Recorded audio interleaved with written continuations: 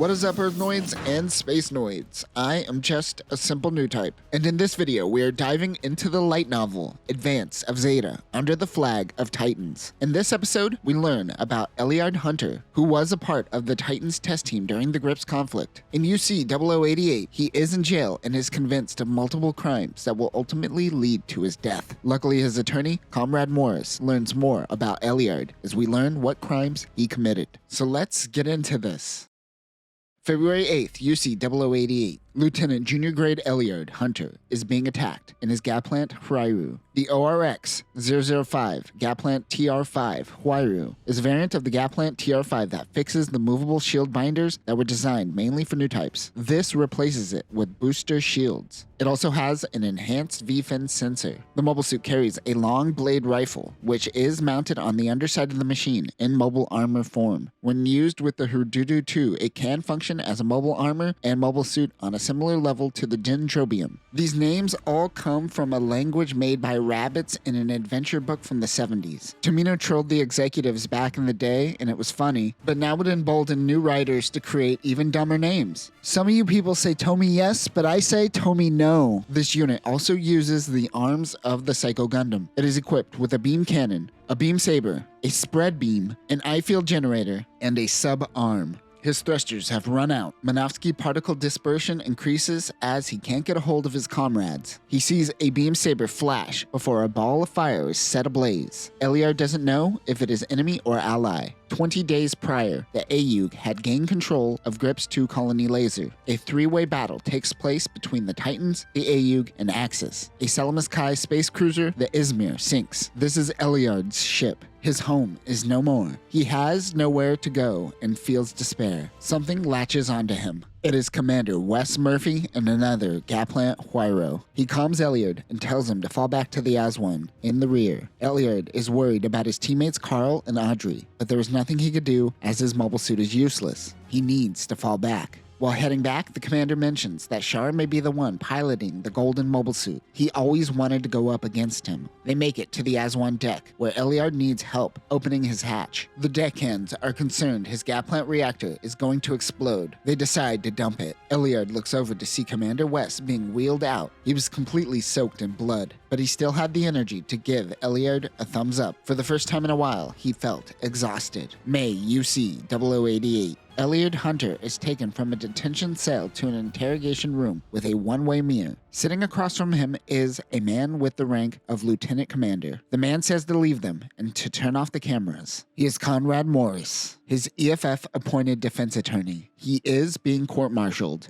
Elyard asks, where should he begin? Conrad tells him to start from when he was first assigned to the Titans up until the final battle. Elyard says that he is proud of the Titans and he did what he did for the Titans and believes he did nothing wrong. The Lieutenant Commander says, let's begin. December, UC 0083. Elyard receives new orders and a new promotion to Lieutenant Junior Grade. While in the middle of training outside of the Earth sphere, he gets word that he will join the ranks of the Titans. He went to the Naval Academy and soon became an ensign, where he was assigned to the Earth's Orbital Fleet Patrol operations and helped during the Delaz conflict. Elyard shares the anti-Xeon remnant sentiments that most of EFF felt during this time. He reported to a base in North America where he received his Titan's uniform. He starts to feel a bit of imposter syndrome, but then gets a great sense of pride. He was assigned to an experimental mobile suit team where he met his commanding officer, Wes Murphy. Wes fought during the One-Year War and the Delaz conflict. He meets his teammates, Lieutenant Junior Grade Carl Matsubara and Audrey April. To quote the writer, she was a female officer who could sport a short cut and still look good. Someone projecting a little passive-aggressive bitterness in their writing. If one thing this Japanese robot book is going to have, it's going to have anti-short hair sentiments, damn it. They all tease each other and get along relatively quickly.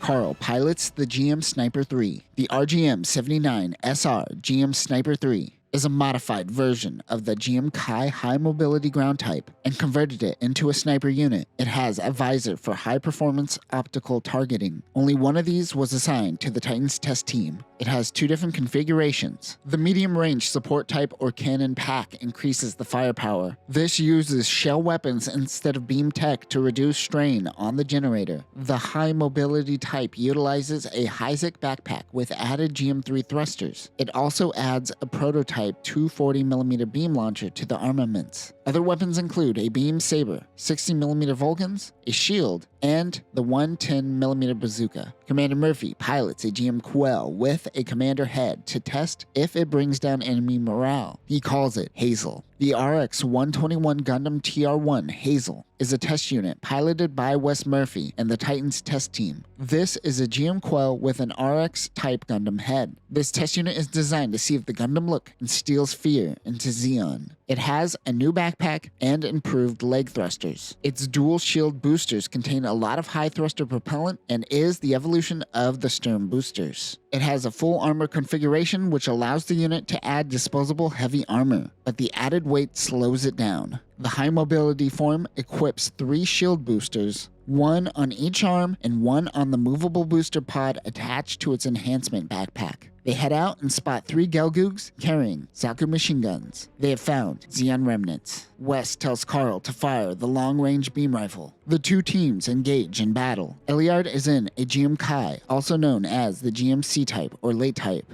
This is his first real battle with the Titans. He tails a Gelgoog and is able to take it out. He notes how quickly it went. The other 2 Gelgoogs are following Wes. Carl tells him to back up the commander, but he doesn't need backup as he was able to take out one on his own. One Gelgoog left. Elyard doesn't need to help him. Wes pulls out his beam sword and clashes a few times with the Gelgoog before taking down the final mobile suit. Wes says, "Watch your backs on the battlefield. Don't and you're dead." Elyard felt invincible with his new team. May UC-0088, the Federation Forces JAG Bureau. Conrad stares out at the Nevada base to see desert wastelands. It comforts him and reminds him of the lunar seas. Post-Operation Stardust, this area of North America is a wasteland after the colony drop. He meets with a superior officer, Commodore Eddie Southwell, who is in charge of the Earth Federation Forces Legal Affairs Bureau. He hands him a bunch of files to choose from. Of course, Conrad chooses Elyard's case. Eddie believes that he is a lost cause and the best they could do is reduce his sentence. Conrad wants to take on the case and prove his innocence. Eddie explains that he is a young man at just 27 years old. There were rumors about him within the Federation forces. Several charges were listed. However, the most severe one involved his actions during the struggle with the colony laser between the AUG,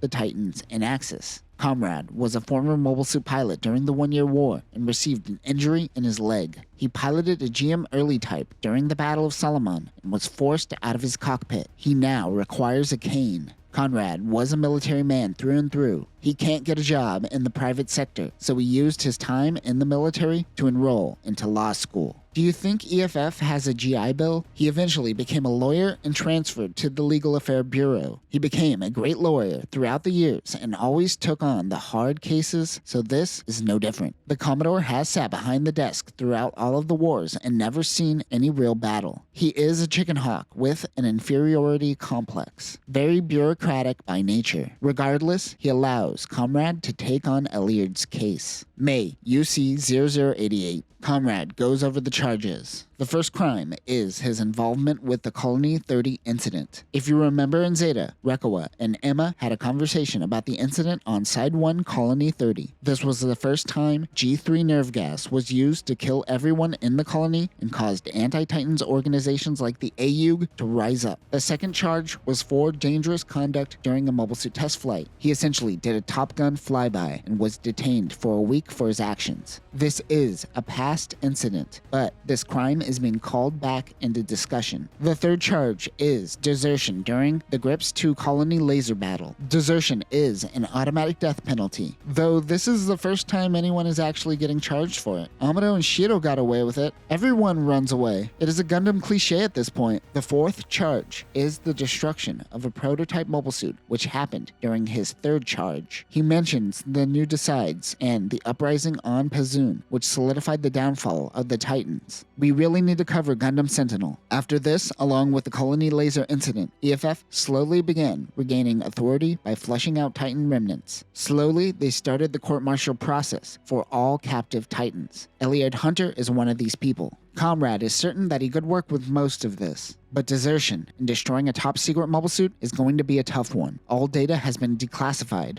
but no data exists about this prototype mobile suit. He is going to have to talk to Elliot directly. July UC0085. Murphy's team was ordered to rendezvous with a transport and escort them to Side 1. Their current base of operations is on Kompe Island, formerly Solomon. Captain Otto Peterson of the Kompe Island Defense Forces tells the team to watch out for terrorists and pirates on Side 1. Elliot watches as Commander West launches in the Hazel, which has extra experimental armor added to the unit. This is the full armor Hazel. The RX-121-1 FF-X29A Gundam TR-1 Hazel Raw full armor is the full armor mode with the Hurdudu pack added. We haven't talked about Hurdudu, so let's break it down. The FF-X29A G-Parts Hurdudu is a support fighter developed to work in tangent with the Hazel. This unit can function independently as a support craft, but this takes inspiration from the G-Fighter and can of course dock with the mobile suit. Independently, this is equipped with a claw unit which has a beam emitter, beam reflector shields, and a long blade rifle. He is conducting a mobile suit test on this new upgrade. Carl launched in the GM Sniper 3 and Elliard in the GM Type C High Mobility Type. The RGM-79CR GM Type C High Mobility Type was initially developed as a test machine to see whether or not they should adopt it for use, and it uses the original Type C as a base. The backpack contains improved thrusters and a high-performance sensor. Also, vernier thrusters are added to the calves. Weapons include a beam saber, Vulcans, the GM2 beam rifle, and a shield. Audrey remained on board the Aswan. They notice enemy mobile suits approaching planetside, and Carl begins sniping while the other suits rush in. One mobile suit is too fast for Carl. It is a Zaku 2 Kai. Elliard is able to focus in and destroy the Zaku. Wes is struggling to pilot Hazel with the extra armor. He runs into a mobile suit that looks like a fusion of the Gelgoog M and the Rickdom. More on this unit later. Elliard is able to scare off the unit and save Wes Murphy's life. July, UC0085. The Murphy team was successful in escorting the transport ship safely to Side 1. Captain Peterson doesn't waste time and gives them their next mission. They are to support Basque with rear support. The Hazel won't be fixed in time, but Peterson tells them of the new Hyzacs that they just received. Murphy heads to the hangar to see the new Hyzac pre-production type. The YRMS-106 Hyzac pre-production type is the opposite of the prototype Hyzac. The prototype version is a state-of-the-art Hyzac, where the pre-production type is a testbed for mass-producing the Hyzac. Many of the improvements of this model can be found in the Hyzac scene in Zeta Gundam. These units have panoramic cockpits, but will change to traditional cockpits when mass-produced. It has a shoulder shield and a beam rifle. Elliard saw that West didn't really complain and just kind of went with his new orders. He starts adapting the same attitude as Wes. Elliard stands at attention in front of his superior officer. Comrade asks the guards to leave them. He knew that even though he said this, the Federation would still be looking through the one-way mirror. It was mainly to ease the mind of Elliard. He tells him to sit and to tell his story. During the One-Year War, he was a GEM early-type pilot. Comrade could tell that he was one who looked back at war with a sense of honor and a hint of sadness. Okay, this is deja vu, right? We had this exact moment last episode. This is apparently supposed to be from Comrade's POV instead of Elliard's. But with the exception of, I guess, a little bit more empathy, nothing is different. The writer wrote the same scene twice. Thought I was having an aneurysm for a second. UC0085. Elliard is telling the Zaku F. This is the unit that destroyed the Hazel's leg. Wes Murphy tells the team to move in. Carl covers from the rear. They pick up communication from the Zaku pilot saying that their unit is a disgrace. Of course, he is referring to the Hyzac. We have encountered at least one moment in the past where a Zeon remnant was appalled by the Federation using the Zaku design to create their own unit. It won't be the last. Elliard tries to distance himself from a Rickdom. Carl's GEM Sniper 3 fires its long-range rifle and grazes the Dom. It turns around, now focusing on the sniper. It fires on Carl, but it isn't your typical 90mm machine gun rounds. These seem to be some sort of tracer rounds. This deactivates Carl's unit, but he is still alive.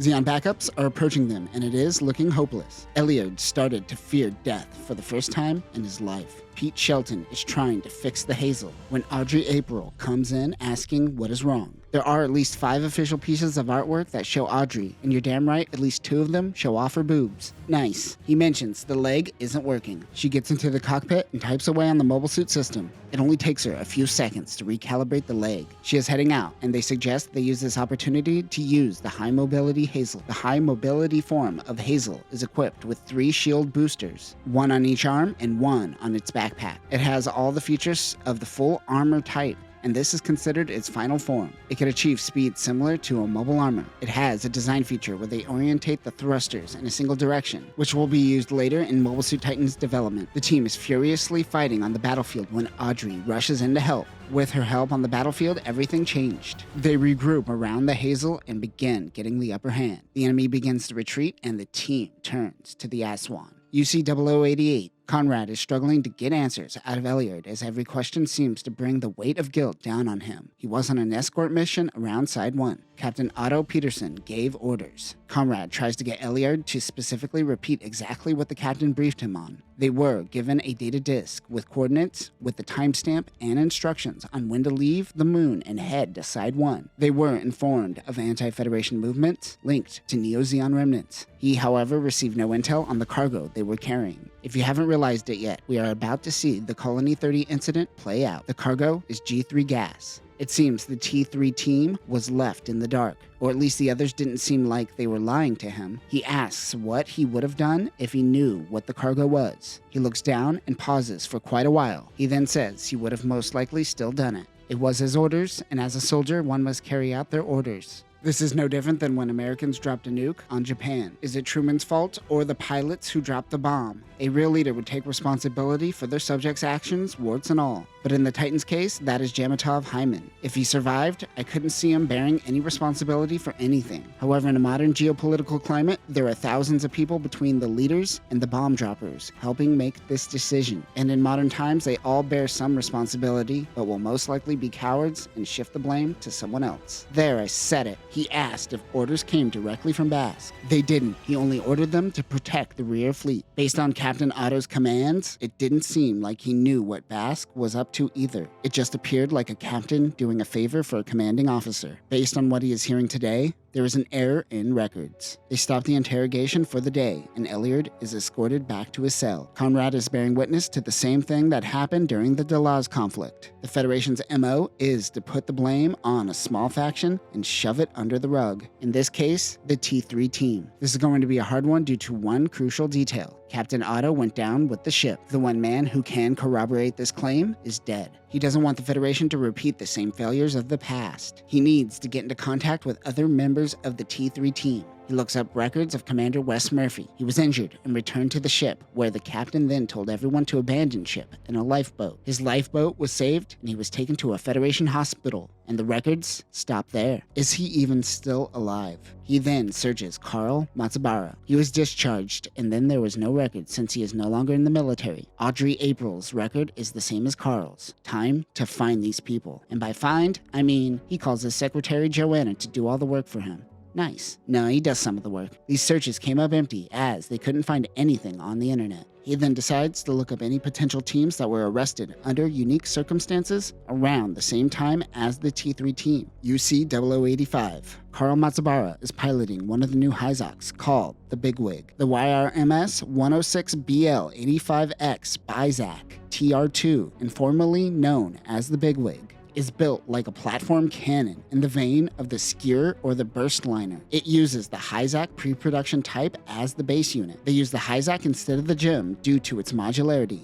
Its generator diverts a lot of power to its beam cannon, and it has verniers specifically for controlling the attitude. It gets grumpy, not that attitude. Besides its main beam cannon, it also has a Bizak shield, which is slightly larger than the Hyzak shield, and also has its own attitude control verniers. It also has foot claws. I mean, this is just one designer really wanting Megatron in Gundam, right? Under certain situations, the cannons are too powerful, and they will function more like boosters than cannons. He is also highly susceptible to snipers. They have to hurry and begin their launch. While Carl gets a new unit after his last one went down, his team is still holding the rear. They are informed by Bass that Neo-Zeon remnants have broken through their defenses, and the Aswan must intercept them. Eliard is currently in a Jim Kai when he hears Carl on the comms. He can't see Carl on the radars as the bigwig is such a long-range unit, and he probably is nowhere near him. They spot a Zanzibar with an old Xeon ID code that suggests these are tried and true veterans. Carl says he is firing. Eliard still can't pick him up on radar, so he rushes out of the way. Better hope he doesn't get in the way.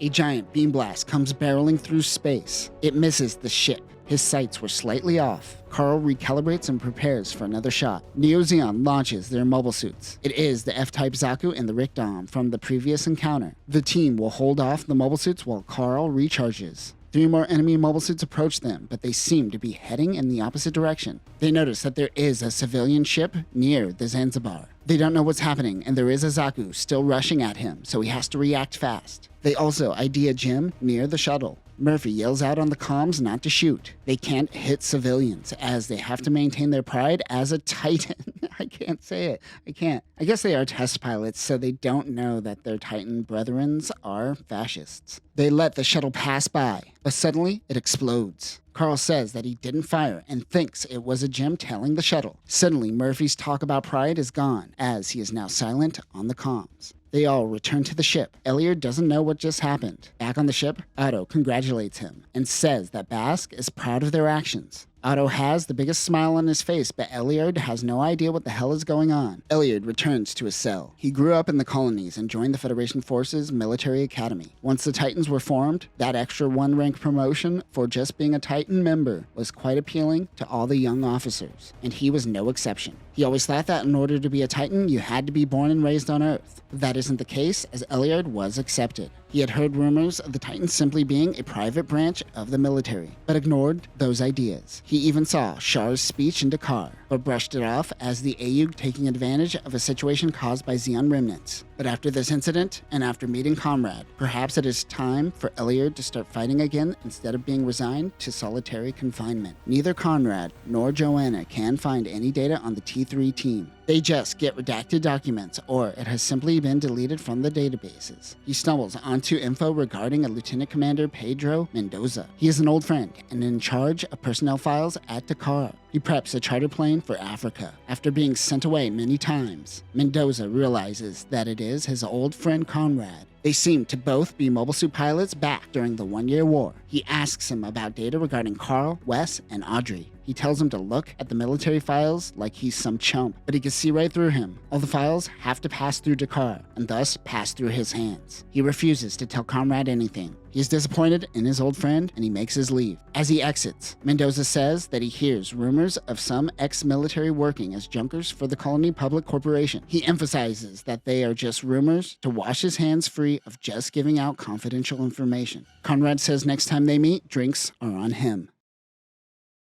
July UC 0085. Eliard is heading out in a new unit. Everyone is giving him a hard time for being the rookie of the group. He is in the Hazel 2. The RX-121-2 Gundam TR-1 Hazel 2 is a modified version of the Jim Quell Hazel Reserve unit. What makes this different than the Hazel Reserve is the Tri-Booster unit. This is a high-powered thruster used in assault operations. It consists of 1 giant stern booster and 2 support boosters. The Hazel 2 was constructed in a hurry with extra parts from the original Hazel, as this was originally supposed to use Hazel as the base unit. However, with the same Gundam head as the Hazel, it's more or less the same. It, however, lacks the movable booster pod. This unit can also be configured to use the full armor form. Weapons include a beam saber, a shield, a beam rifle, a 90mm gem rifle, and multi-purpose launchers. This is just a training exercise. Carl is using the Gem Sniper 3 again, but this time he is using the cannon pack. The Gem Sniper 3 cannon pack adds medium range support for the unit as it attaches a 240mm cannon used by the Gem cannon. Everything else about the Gem Sniper remains the same. Carl is also testing the Galbati Beta's shield during this test. They head out. Eliard mentions that the Hazel 2 derives from the original Jim Quell Reserve unit. The RGM-79Q Jim Quell Hazel Reserve Unit replaces the Gem head with the Gundam head, just like Hazel. The parts of this version can be replaced with the Hazel parts, though I believe this is true for all Quell variants. This unit will be modified enough to get its own designation to the Hazel 2. He reminisces on the Gundam lineage. He even heard rumors of there being 3 Gundam units used during the Delaz conflict, even though there is no evidence of that happening. Regardless, he is now piloting a Gundam, and with that comes a sense of pride. Their comms aren't allowed during training exercises. A beam blast from Carl comes out of nowhere. Elliard hides behind an asteroid. The huge propellant tank on this unit is throwing Elliard off a little bit. He sees another beam blast. That gives away Carl's location, and he begins moving in. He has to move erratically to prevent being hit. He tries to shoot at Carl knowing he is out of range. Carl doesn't flinch. As the unit rushes, he hears Carl over the comms saying, "What's that?" They aren't allowed comms, so this is an emergency broadcast. He says this is not a drill, 3 mobile suits are approaching. Being in the Gem Sniper gives them a far wider range. They have limiters set on their weapons. It is Federation protocol to not allow a pilot to change the limiter on the fly to prevent accidents. In other words, they are defenseless. It happens to be the Rikdam, Zaku, and Galgu commander unit with the Zaku shoulder spikes. Sure enough, these are the same guys from before, which means that the Zanzibar shouldn't be too far away. Why wasn't the Aswan able to pick them up? This shouldn't have been a problem. Carl shoots his sniper rifle at the 3 Zeon mobile suits. It wouldn't cause any damage, but it does make them scatter.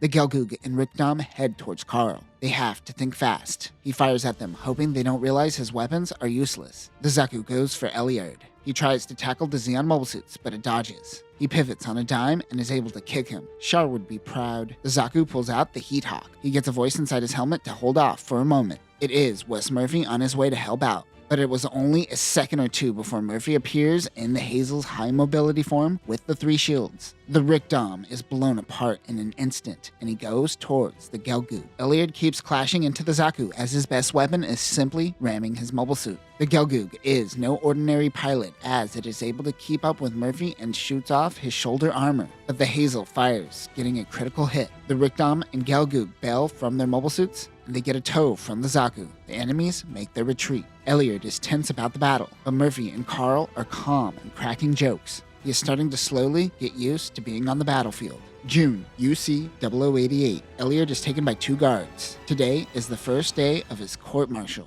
He is taken to an EFF facility in a Jeep. This is the first time he has been outside in quite some time. On the battlefield, he feels like he has more control over his life and always seen it as a gamble. In the courtroom, he has to leave it in the hands of someone else. He enters into the courtroom where Comrade is waiting for him. He tells him to just do as he says. The chief judge is Commodore Georgy Milkov, and the prosecution is Captain John Gordon. Comrade tells Elliard that this man has been with the Intelligence Bureau his whole career, and he is a tough opponent to beat. John Gordon explains the 4 charges brought up against Elliard. The crime of participating in the Colony 30 incident, the willful and dangerous flight with the Nashimar, desertion in the face of the enemy during the Colony Laser battle, and the last being the personal destruction of a new weapon. They are about to ask him if he pleads guilty. Conrad tells him he can't sit on the fence on this one. He has to be firm in his answer. He listens and says not guilty to each charge as they are listed to him. The prosecution brings evidence to the court. Even Elliard found them to be convincing. After giving their evidence to the court, it is now the defendant's turn to do some cross-examination. But Comrade says that they have nothing to say. Elliard is stunned. Their next hearing will be in 1 week. Conrad tells them not to worry.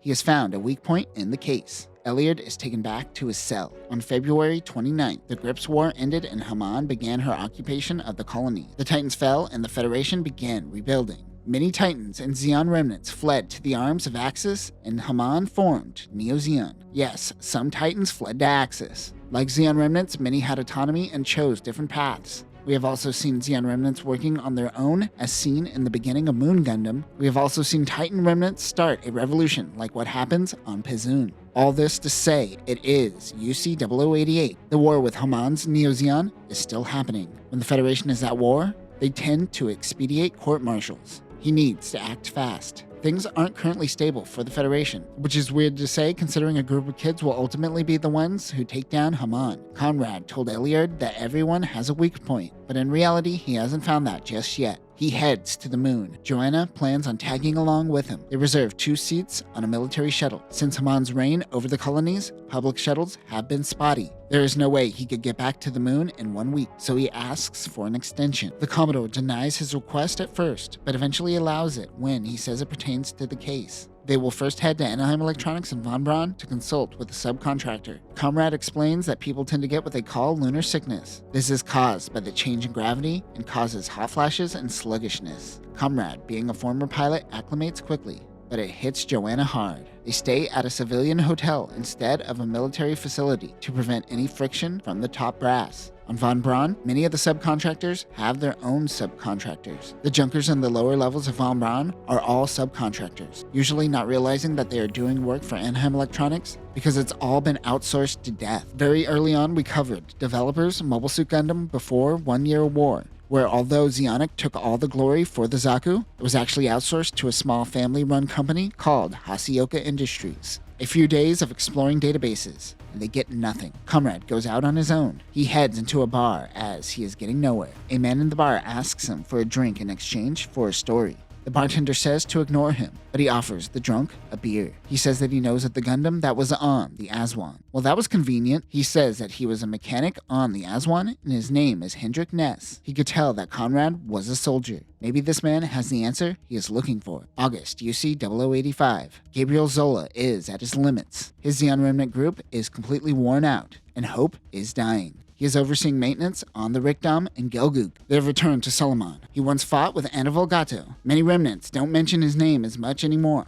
Zola didn't end up helping out in Gato's rebellion, and now he is no longer around. He meets with Kazakh Larson. He is the Zaku pilot and the reason he is still alive. They need aid. They're considering joining the AU, but they seem to be stalling on their response. Certainly joining Haman would be the ideal option, but they seem uncertain on her ability as a commander. They spot the Aswan near Solomon and stay away as they have been a formidable opponent. They could have prevented the Colony 30 incident if it weren't for them. It shows that everything was kind of a gray zone and many sides were working to prevent fighting Federation oversight. And it wasn't all just the AE. As they fix his Rikdom, he tells the mechanics to paint the words Zeon Alive on his unit. The Aswan is orbiting Kombe Island, formerly Solomon. They head towards the outskirts where there is a shoal zone.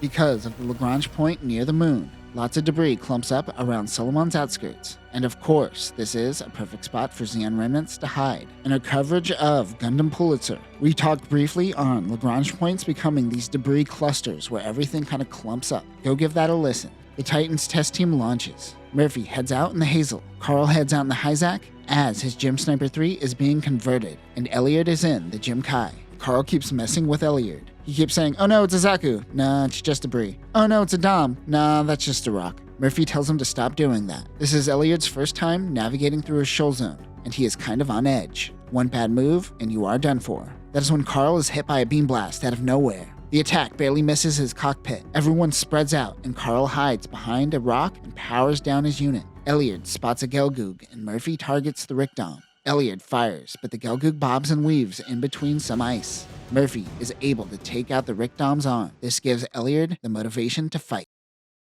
Universal Century 0088. Comrade links up with Joanna, and the two head to Hendrik Ness's place, the man who claimed to work on the Gundam. His room smelled of cigarettes, alcohol, and sweat. They wonder if the Gundam had anything to do with the Mark II. He tells them that the Hazel is just a gem quail with a Gundam head and has nothing to do with the development of the Mark II. He wonders if he knows of Elliot Hunter. Hendrik says that he was a good boy. Conrad tells him that he is being court-martialed and that he is Jag. He tells him about the destroyed mobile suit, which is one of the charges brought up against Elliot, but he needs to know the why. It seems to be clear that this is the Federation hiding the fact that they allowed the Titans to control them. The Titans test team is an example of the Titans spending going out of control, and the Federation not being able to reel it in. In order to bury their embarrassment of letting the Titans run all over them, they need to hide the money trail, and that means burying the Titans test team mobile suits. The fact that it is a Gundam and the media putting so much attention on it is already enough reason to throw Elliot under the bus. Hendrik says that the majority of people fell with the Aswan, and only a few got away in lifeboats. Conrad wonders if he knows where Murphy is right now. He doesn't know, and can't think of anyone who would know. He then asks about Carl Matsubara and Audrey April. He becomes nostalgic and says that the two were a great part of the crew. Hendrik says that he has heard rumors of the two living somewhere on the moon, but he stops being helpful and his attitude changes once again. Comrade is tired of these games and says that if he doesn't hurry, Elliot will be executed. If he doesn't speak to Murphy, Carl, or Audrey, Elliot's life is over.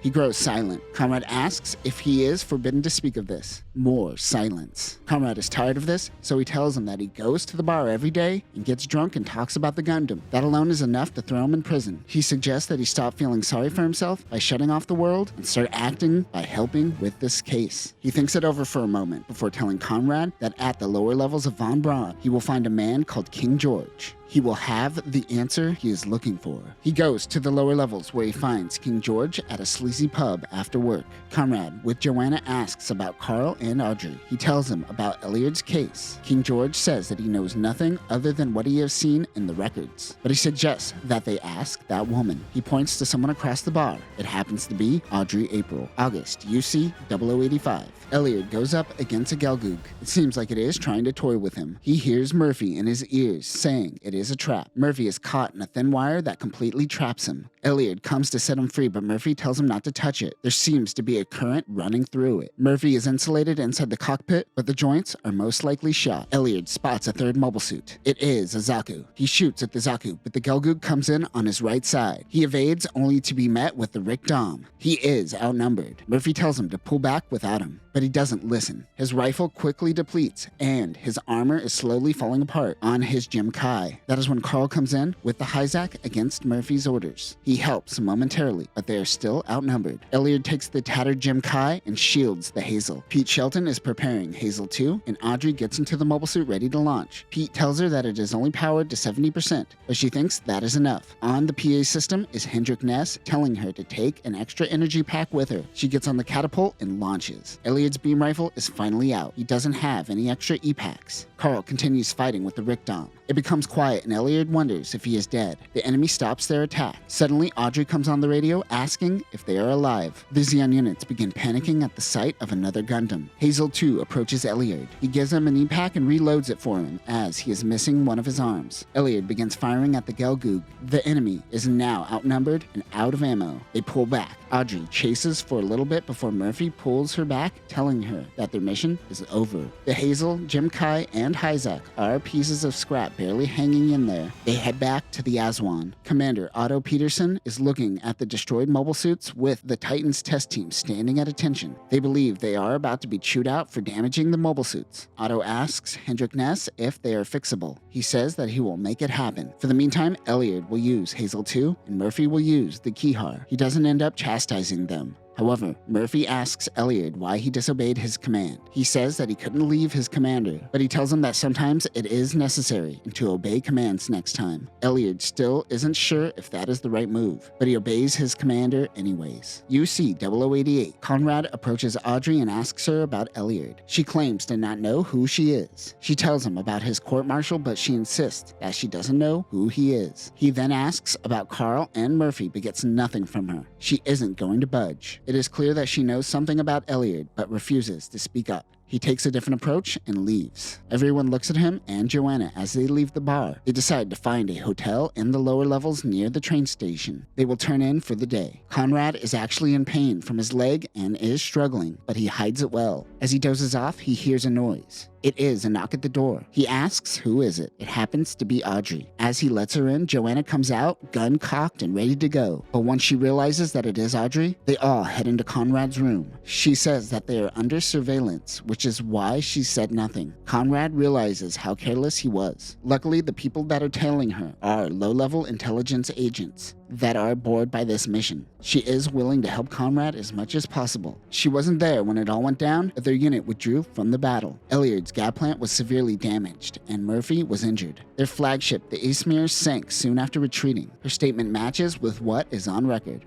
Since Murphy was injured, Elliot was ordered to sortie in the Gundam. Since Audrey wasn't present, she can't really help with the charges of destroying a Gundam and desertion during the Colony laser, but she can help with the other charges. She wasn't aware of the Colony 30 incident as it was happening, and it seems to affect her even now. She wasn't aware that they were transporting G3 gas. However, they weren't the ones who unleashed it onto the Colony, and they only supported the rear. She mentions being attacked by the enemy. Audrey vaguely remembers spotting a Zaku 2FZ and a Rickdom, a part of the Zeon Remnants group. She also mentions that Otto Peterson wasn't even aware of what was going on under his command. Her testimony will be very helpful, but they need proof. Audrey says that the Aswan was at Compay Island, which would prove they were always in the rear and nowhere near Colony 30. He could work with this. August, UC 0085. While the mechanics work non-stop to get the mobile suits up and running again, the test pilots are actually able to get some rest for the first time in a while. Audrey helps out the mechanics. Even though she isn't one, she is always working with them. They're leaving Compay Island and testing out the new Ashimar Kihar, specifically the space type. The NRX 044R prototype Ashimar TR3 Kihar space type is a variant of the original Ashimar. The transformation system is incredibly complex, so EFF creates this space variant to get things right under 0G. After they work out all the kinks, they will then test it in Earth's atmosphere. In this case, that will be the prototype Kihar. Thermonuclear engines are on each leg, and it gives the unit enormous amounts of thrust. The skirt is fitted with additional thrusters for attitude control. Weapons include a spread beam gun used by the Dom, a beam rifle, and beam emitters. Elliot and Carl are hanging out in the rec room while they head out to the testing location. Carl was being more vulnerable than usual as he talks about how he was scared on the previous mission. He too was also scared, but once he went into action, Elliot felt something else that wasn't fear. Carl thinks that perhaps he is a new type. Murphy comes in and tells them to go on standby.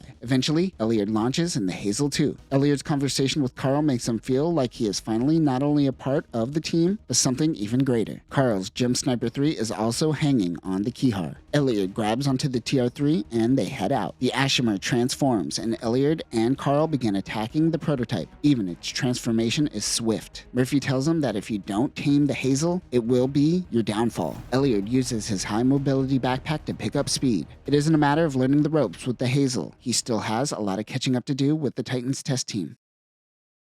While talking to Audrey, they hear a noise outside, followed by a knock at the door. Joanna has her gun pointed and ready to go. She opens it to find that it is King George. They first think that he is one of the people who is tailing her, but it isn't the case. They let him in and Joanna pats him down to make sure he isn't carrying. He wonders why he is telling her, but he says that he can know where anyone is in the depths of Von Braun with just one phone call. He also says he wouldn't trouble himself with anything EFF. He just wants to know what's going on in his neighborhood. There is a confrontational back and forth between King George and Conrad before Audrey breaks the tension between the two. She says that he is just looking out for the town. He isn't sure if he could trust him still, but he also seems like a valuable source of data. He lets King George know about Elliot's trial and how EFF is trying to bury this new Gundam. He was once a soldier, a part of the Supply Corps. He once yearned to be a mobile suit pilot, but when that never happened, he left the military. He says he is an ally of Hendrik and Audrey, and he could help find her other comrades. Conrad wasn't expecting him to be willing to help in this capacity. He unfortunately can't wait around and has to return to Earth, but they will be in contact if they hear anything regarding the whereabouts of Murphy and Carl. He wonders how he is going to get Audrey off the moon. Conrad says with the power of a subpoena. October, UC 0085. The Zanzibar is in the L3 orbit near Solomon. Zola refers to it as Solomon even though it is now Compay Island. He looks up at the three mobile suits. One thing I never mentioned is that the Rickdom, Zaku, and Gelgoog all use the Stetzer loadout. The Stetzer loadout is designed to take on Titan's high-end mobile suits. Zeon Remnants had minimal resources, so they have been heavily modified. The Gelgoog has an enhanced winch used for defensive purposes. The head has a wire cutter, and the back has been replaced with extra propellants. The Rickdom and Zaku also have the winch unit and extra thrusters, but the Zaku uses a modified Gelgoog beam rifle. It gets supplies from sympathizers in the colony, but that has its limits. He received intel that the Titans has a new frontline base at Side 7 that they refer to as Grips. The Earth Orbital Fleet and Luna 2 Fleet are sufficient. The only reason for them to create Grips is because they are going to be advancing on space noids. He wonders why the Federation allows this from the Titans. They have become nothing more than an escort service, while the Titans handles most of the Federation business now. He talks to his comrade Larson, who he has been fighting with for some time now. He says that it looks like Axis is in their future. Zola and Larson get into their mobile suits.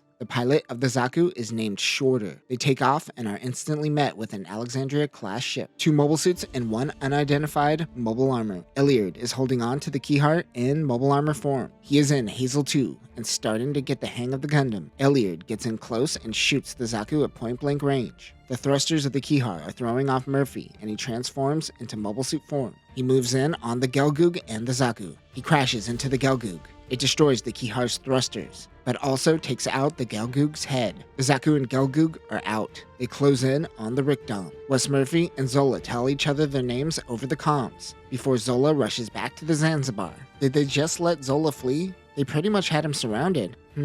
Confusing. The Titans test team heads back to the Aswan, where Captain Otto Peterson takes Murphy off the Keyheart. They still need to test atmospheric re-entry on the Keyheart, but repairs on his Gundam are complete. This is now the Hazel Custom. The RX-121-1 Gundam TR-1 Hazel Custom is the repaired version of Murphy's Hazel, with added battle data from the Titans test team. Everything in the Hazel was an afterthought, as it was built on top of the Jim Quell. This makes the unit more balanced and more in line with the original specs. This is the first unit to have the 360 panoramic monitor, and it also retains the movable booster pod and sub-arm. Other weapons include a beam saber, Vulcans, the XBR M84A beam rifle, and the long blade rifle. This unit also has a sniper unit and a sub-arm unit, which we will talk about at another time. Elliard launches in Hazel 2, Murphy in Hazel Custom, and Carl in the Gem Sniper 3. The two ask Murphy how is the new unit. He is struggling to get used to the panoramic monitor with linear cockpit. He notes that this is the first unit to have this panoramic cockpit layout. When they get back from their test, Audrey asks Murphy a bunch of questions. She says with this test data, he will help usher in the next generation of mobile suit cockpits. This is before the Rick Diaz and the Hyzak, which has this as a standard few years later. June UC 0088. Conrad is trying to get Audrey and Hendrik to Earth, but they aren't allowed on the shuttle as Federation soldiers are claiming he can't bring civilians on a military shuttle, even though he has a subpoena. Joanna mentions they are probably going to miss their flight. They are trying to run out the clock. They can't officially stop them, but they can make them jump through hoops until they miss their court date. The fact that the Federation is already onto them is making them tense. He grows tired and goes up to their commander, who is a lieutenant. He tells him that he is violating many Federation laws by holding them, and he can have them court-martialed. This strong-arm move doesn't always work, but in this case, it does. The lieutenant panics and allows them to board the shuttle. On board, Comrade and Joanna make a list of journalists they could trust to get the word out there. If he leaks intel, the Federation will most certainly execute him, but he is ready for that burden. He also believes that the Federation is being backed into a corner. He says that the Federation must drain the swamp. Interesting choice of words on the translation. He heads back to the bureau where he is called into Commodore Southwell's office. He asks what he is doing. His job is just to get Elliard a better plea bargain, but Comrade said he is simply doing the best he can for his client. The Commodore tells him to tread lightly and that he can't help him if things go south. This gives Conrad more confidence that they are backing EFF into a corner. Comrade takes Audrey and Hendrik to his home in Carson City. They spent hours recording their testimony. At midnight, everyone goes to bed. Comrade wakes up and hears a noise. He takes off the safety on his gun and heads into the living room where he sees a shadow. Someone fires on Comrade. He ducks behind the sofa and returns fire. There is a second intruder who begins firing as well. Comrade shoots again, causing them to flee. He only had 2 shots left. Both shooters shot twice. These shooters are coordinated and trained, most likely soldiers. He goes to check on Audrey and Hendrik, who is okay. The MPs are on their way. It is clear the Federation is making moves to prevent this case from winning. They have to go on the offensive.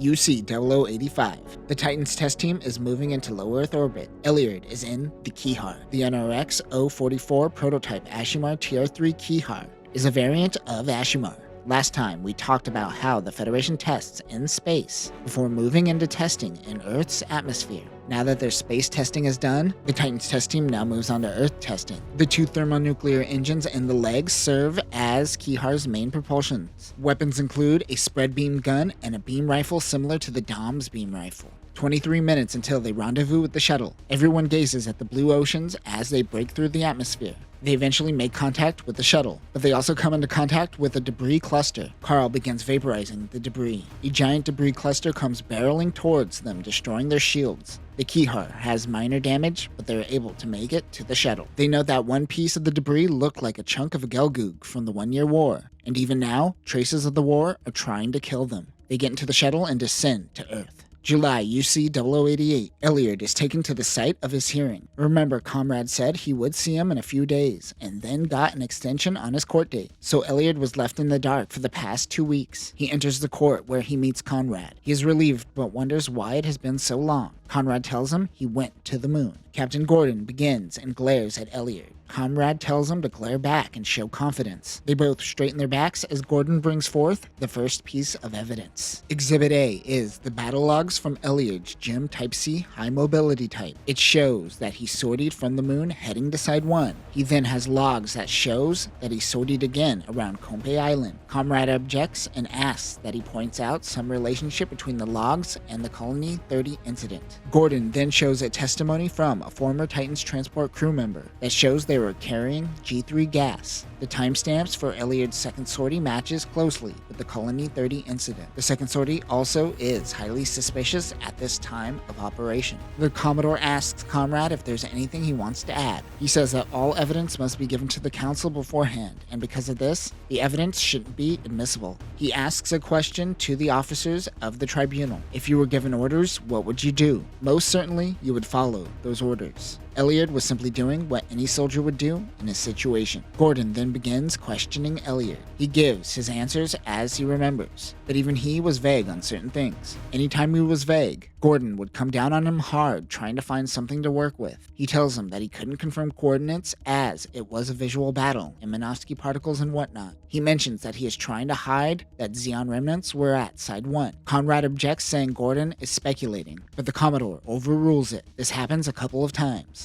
Conrad then questions Elliot and asks similar questions to Gordon, but reframes it to show that he had no idea the orders that were being carried out. Later, Conrad calls a witness. Elliot turns around to find that it is Audrey April. October UC 0085.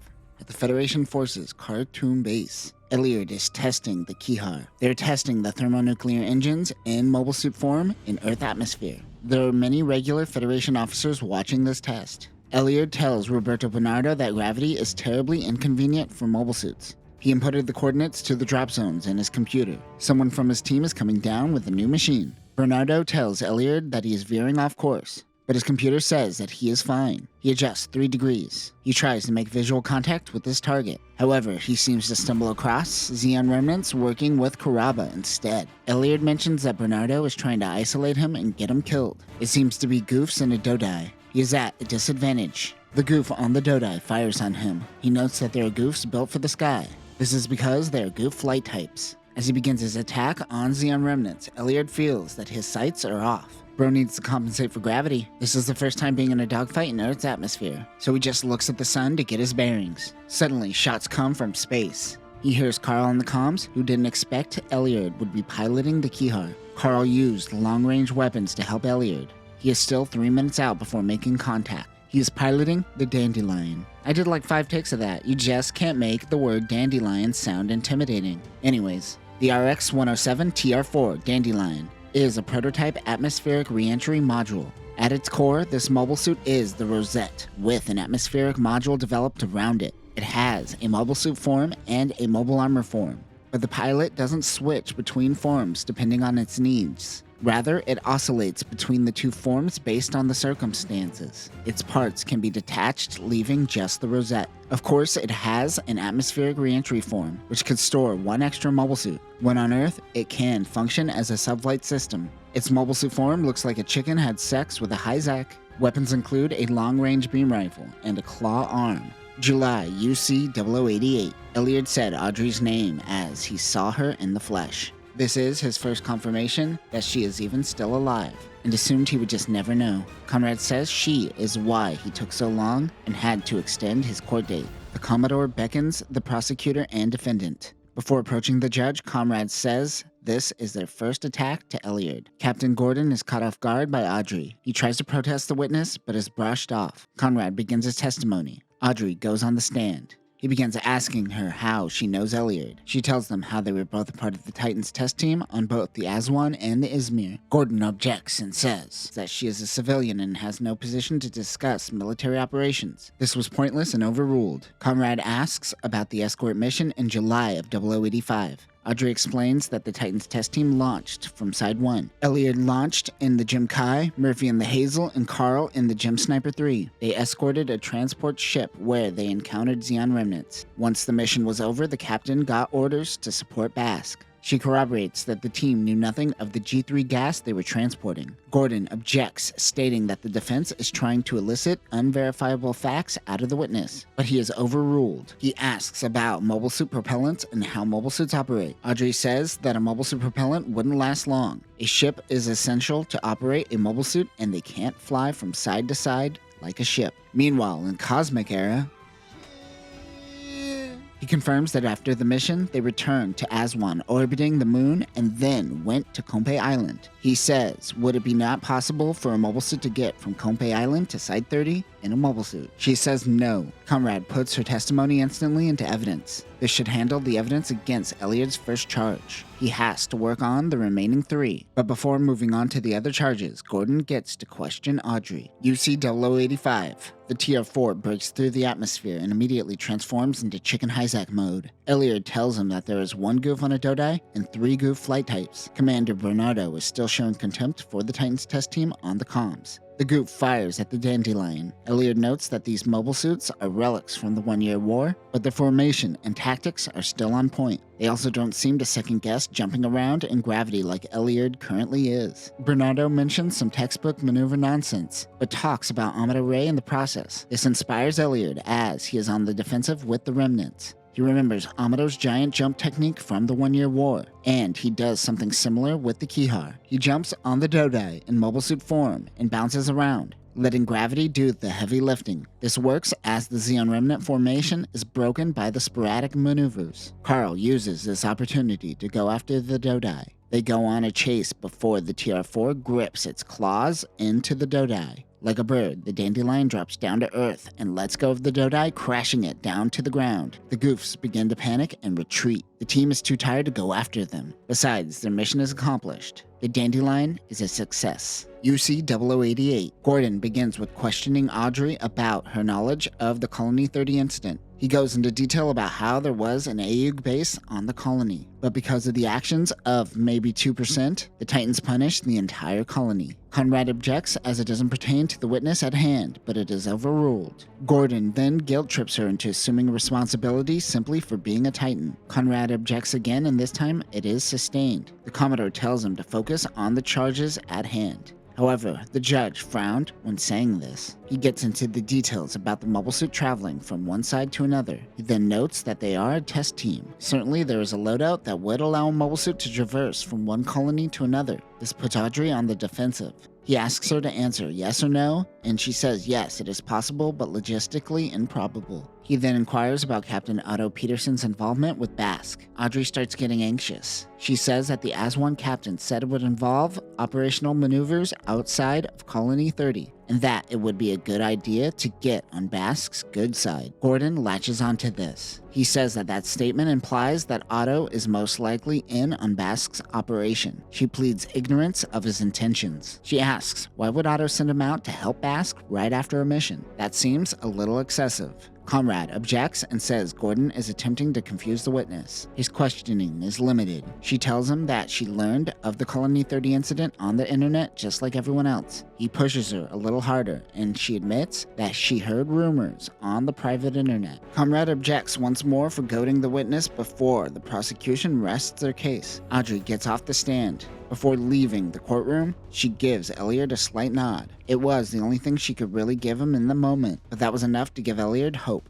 UC 0085. Elliard's Kihar and Carl's Dandelion are on their way back to the base. Doing what is coined the Amado Ray's aerial combat was rough on his body. Your spine is never the same after that. He picks up 2 objects on the radar. Bernardo comes on the comms and tells them not to lead remnants back to the base and to take them out. Elliard doesn't have much energy in his rifle. He stops on a dime and turns around. This frustrates him while in Earth's atmosphere as he takes G's to the face. Someone teach this guy how to do a wide turn? Bro, it's called lift. There are 2 Dodais and 2 Goofs. They have to be conservative with their weapons and make every shot count. They take evasive action and let them attack first. The Dandelion is bigger than the Dodai, and bigger targets stand out more. Elliot fires a few rounds. The Dandelion and Goof clip each other and does damage to the outer armor. Carl purges the armor on the T4. He goes into somewhere in between mobile armor and mobile suit form, and he begins doing the Amida Ray technique. One Dodai shoots a missile and takes out Carl's shield. He then purges the shield. Elliot shoots and takes out the Dodai.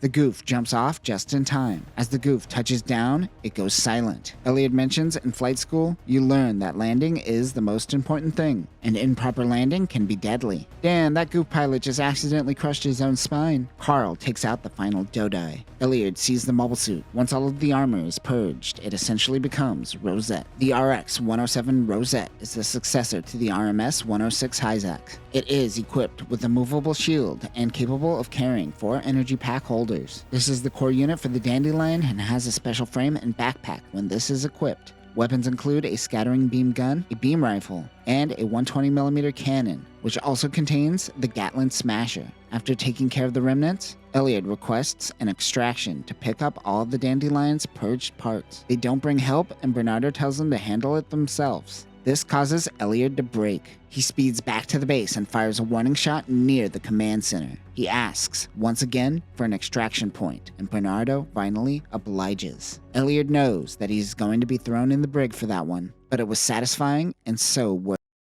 As the day is adjourned, Conrad tells Elliot, after being amazed at the sight of Audrey, that she too has been living a hard life on the moon. He mentions that for his second crime in Africa, they may need to call the air traffic controller for a witness. He realizes that he is referring to Roberto Bernardo. The only other person that would corroborate Bernardo being a dick that day would be Carl Matsubara. Conrad heads back to his place where he is housing Audrey and Hendrik. The old man thinks that the outcome is already decided, but Conrad says not on his watch. As the three are talking, Joanna comes in and gives him a printout of an email from King George. He looks at the printout and passes it to Audrey. Carl is dead. He was working for the Colony Public Corporation when he had an accident a few days ago. King George is sending a Xeon messenger to Earth. Hendrik starts to play the blame game, but Audrey says their focus has to be on Elliot. They wonder what this messenger from Xeon is bringing. Conrad thinks that perhaps it is simply someone from Carl's estate, or perhaps they are bringing personal evidence that the Federation killed him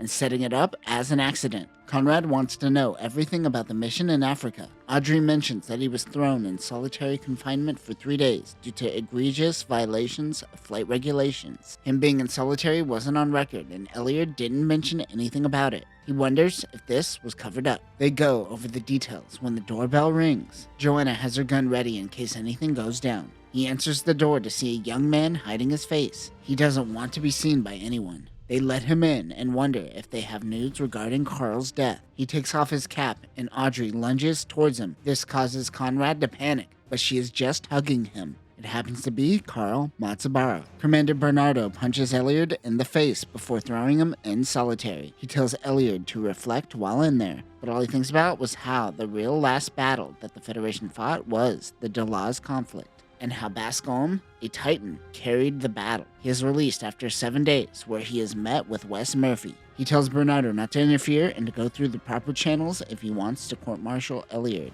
He silences Bernardo, and the Titans ultimately will do what they need to test their mobile suits. Before Elliot could speak, Murphy gives him a good old bright slap. He tells him not to point his weapon at their own men. He says what he did is dishonorable. They don't have time to mess around. They have to do more tests on the Kihar. Most of the testing has already been done. The only thing to test is mid-air mobile armor to mobile suit transformation, and vice versa. Elliot is finally understanding the concept of lift after being on Earth for a little bit. They finish up their testing and head back to base, where Carl and Elliot goes to the bar. Carl asks him about solitary when Murphy comes in and gets a drink as well. He asks about Elliot using Amida Ray's test data. He mentions that most people learn from the past, but very few put it into practice like Elliot just did. All they have left to do is some testing on the Dandelion. They wonder if they will head back to Compe Island, but it seems like the Titans are about to make moves. Murphy asks if they heard of Grips. It appears they have their own mobile suit testing going on there,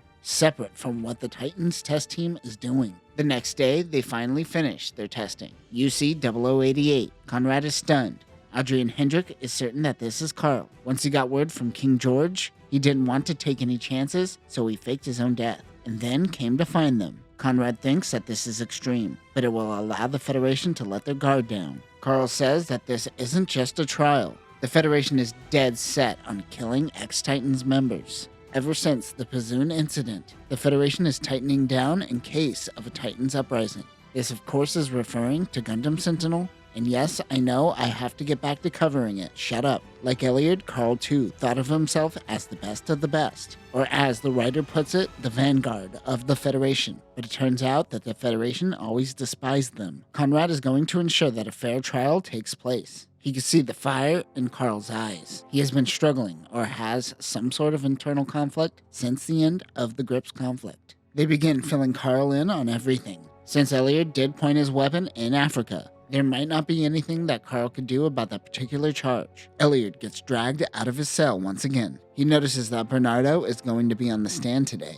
Gordon begins questioning the base commander, who recalls Elliot disobeying his orders. Everything that Bernardo is saying is true, but it is leaving out the fact that the commander left Elliot for dead and to fend off the Zeon remnants on his own. He ends his questioning and allows Conrad to begin his own. Conrad focuses on the lack of reinforcements that Bernardo didn't send out. He says that they didn't have any men to spare, but Conrad notes that they had 2 teams of GIMs deployed at Khartoum base. This causes Bernardo to stumble on his words. He asks if he disciplined Elliot at the base, and he says no. He has no further questions, and then calls to the stand Carl Matsubara. Like Audrey's appearance, the appearance of Carl riles up the courtroom. On the stand, he tells the court how they asked for reinforcements and they were denied. He then goes on about how they had to take down the remnants, pursuing them back to base. He talks about purging his armor. After fighting, they requested backup to help with armor recovery, but was denied once again. Carl explains that Elliot did point his rifle at the control room.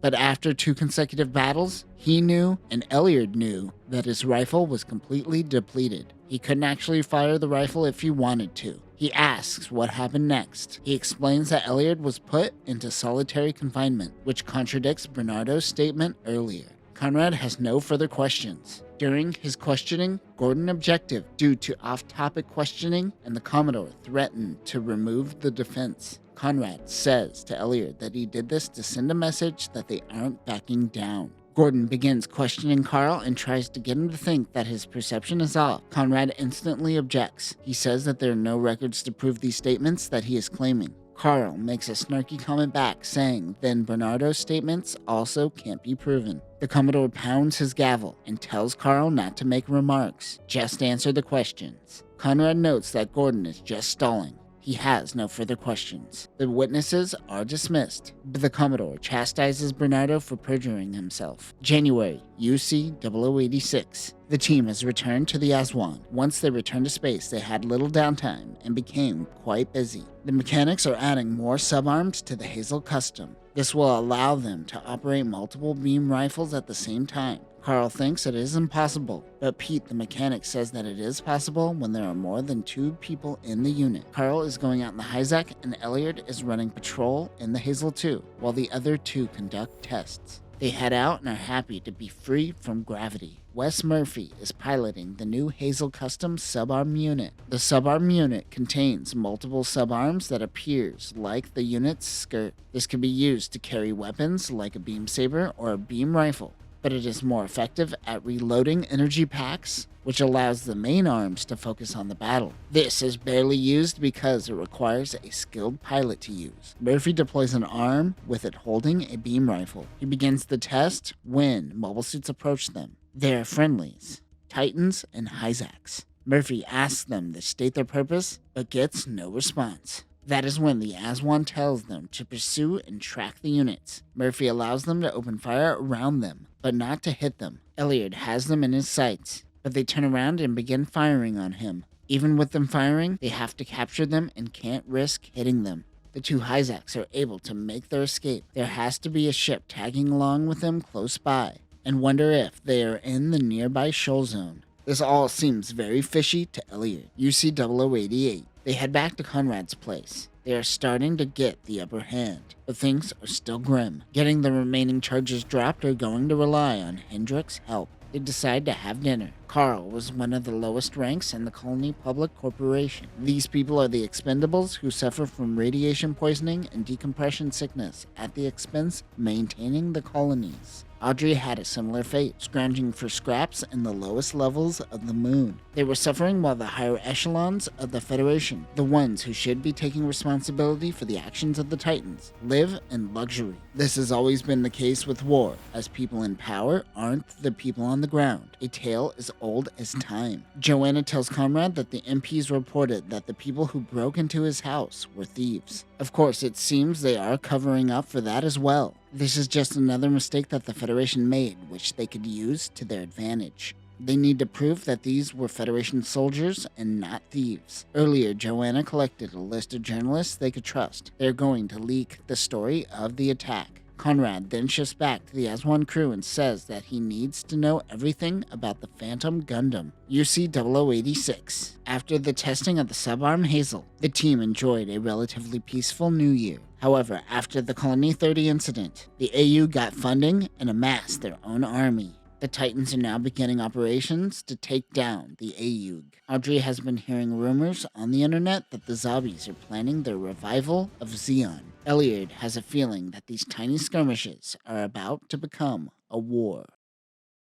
And that will conclude Volume 1 of Mobile Suit Gundam Advanced of Zeta, Flag of Titans. Conrad and the Aswan team is fighting to save Elyard's life, but in reality they are fighting for those who are in the Titans but still trying to do the right thing. Unfortunately, the world will never see their hard efforts simply because they wore a Titan's uniform. A lot of what is happening in the novel is informed by what happened in Gundam Sentinel. The Federation is not going to allow another new Decides to happen. We are currently in July of UC 0088, and the new Decides were last seen in April of the same year. So this is still fresh in the minds of the Federation High Command. Next time in Volume 2, the Titans test team will have to capture the Garibaldi Beta. They will head to a satellite orbiting Earth to find the new Tier 5 Gap plant. And in the present, Conrad starts working with the press to get their story out there. But that will do it for now, new types. Remember, make sure there is no one out there that can corroborate your lies.